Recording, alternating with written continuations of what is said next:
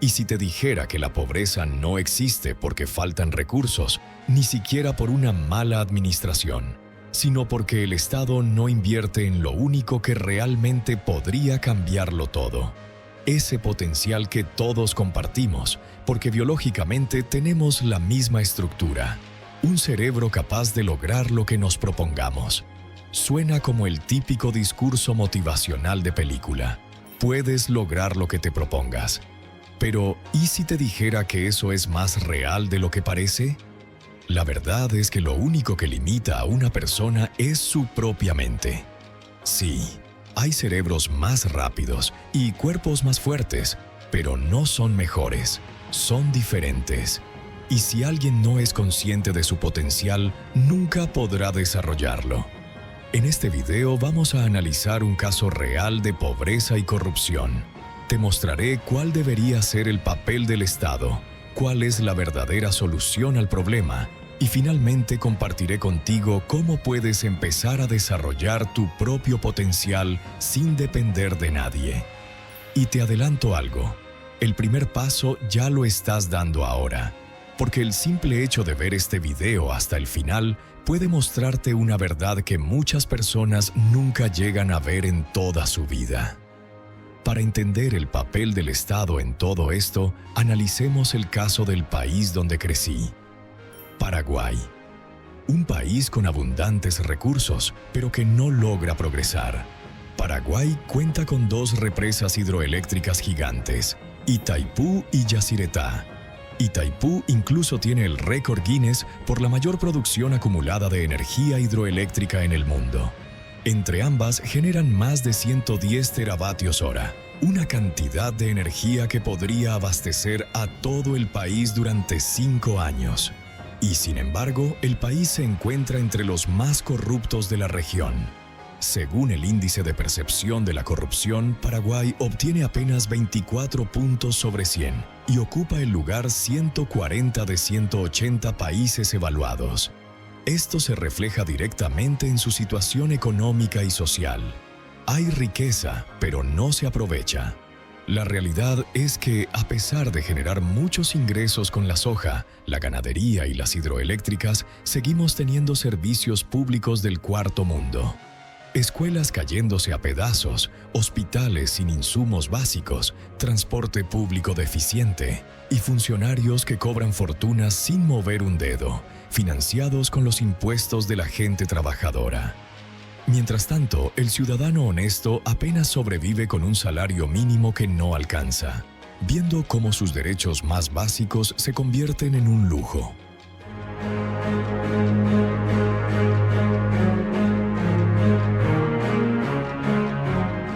Entonces, la pobreza no se debe a la falta de recursos, ni siquiera a la mala administración de ellos.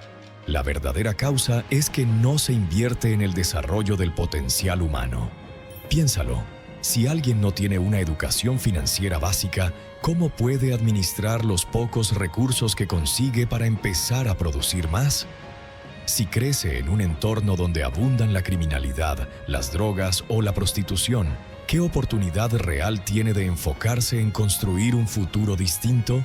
Y si cada día lucha solo por sobrevivir, ¿cómo podría darse el lujo de reflexionar sobre sus derechos ciudadanos, espiritualidad o incluso cómo generar riqueza? Aquí entra el concepto de potencial humano. Me refiero a la capacidad de cada individuo de pensar, innovar, crear. En pocas palabras, de usar su mente para transformar su realidad. Ese potencial es común en todos porque compartimos la misma biología. 2 brazos, 2 piernas, un corazón y un cerebro capaz de lograr cosas extraordinarias. Claro, algunos tienen cualidades que los hacen más rápidos, fuertes o analíticos, pero esas diferencias no los hacen superiores, solo marcan la dirección en la que desarrollarán su potencial. El límite, al final, es el mismo para todos, nuestra mente. Lo que falta no es capacidad, sino condiciones. Espacios donde se enseñen herramientas prácticas, finanzas, ciencia, filosofía, ciudadanía. Cosas que a muchos les parecen aburridas o irrelevantes, pero que son las que marcan la diferencia entre vivir en la dependencia o ser realmente libre. Pero hay personas que no se beneficiarían de esa libertad. Si cada persona pudiera generar riqueza por sí misma, ¿qué necesidad habría de depender de un empleo mal pagado? Los líderes políticos no tendrían trabajadores baratos para sostener el sistema. Si cada ciudadano pudiera analizar con pensamiento crítico las propuestas de los candidatos, ¿cuántos votos seguirían comprándose con promesas vacías o bolsas de alimentos? Si cada persona pudiera aferrarse a algo más grande que sí misma, como Dios o una espiritualidad profunda, tendría una herramienta emocional poderosísima para enfrentar la pobreza y la adversidad. La espiritualidad, más allá de religiones, siempre ha sido un faro que nos recuerda que no somos solo cuerpo, sino también mente y espíritu. Y ese recordatorio puede darnos la fuerza necesaria para elegir la libertad incluso en medio del dolor. Si en las escuelas se enseñara educación cívica real, los ciudadanos saldrían a manifestarse cada vez que sus derechos fueran violados. ¿Cuántas injusticias quedarían impunes si todos supiéramos con claridad lo que nos corresponde como pueblo? Y si las personas entendieran el daño de las drogas o la lógica detrás de los negocios ilícitos, ¿quién seguiría siendo cliente de esos mercados? Porque, seamos sinceros, ¿quiénes están detrás de esos negocios? ¿O por qué persisten? Las personas en el poder reciben sobornos por su silencio. En definitiva, a quienes buscan el poder y el beneficio propio les conviene un pueblo ignorante. Un pueblo inconsciente de su realidad, inconsciente de que puede mejorarla, inconsciente de su propio potencial. Esta realidad no es solo del Paraguay, es la misma en gran parte de Latinoamérica y quizá en todo el mundo. Las personas deben ser capaces de elegir desarrollar su potencial. Las personas deben ser libres. Y para ser libres no podemos seguir siendo ignorantes. A mí me indigna vivir en un sistema corrupto, pero me indignaría aún más entenderlo y no hacer nada al respecto.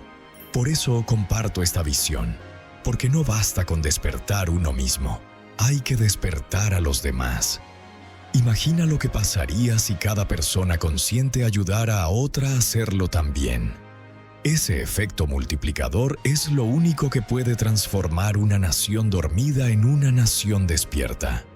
Tú puedes ser esa chispa. Puedes elegir aprender, reflexionar, crear, pensar por ti mismo.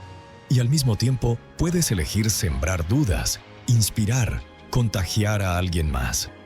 Porque no se trata solo de cambiar tu vida, se trata de cambiar la vida de quienes te rodean. De encender una cadena de conciencia que ningún sistema corrupto pueda apagar. Recuerda esto, un pueblo que despierta su potencial es imparable y una persona que desarrolla su mente puede inspirar a millones a hacer lo mismo. Despertar no es el final, es apenas el comienzo.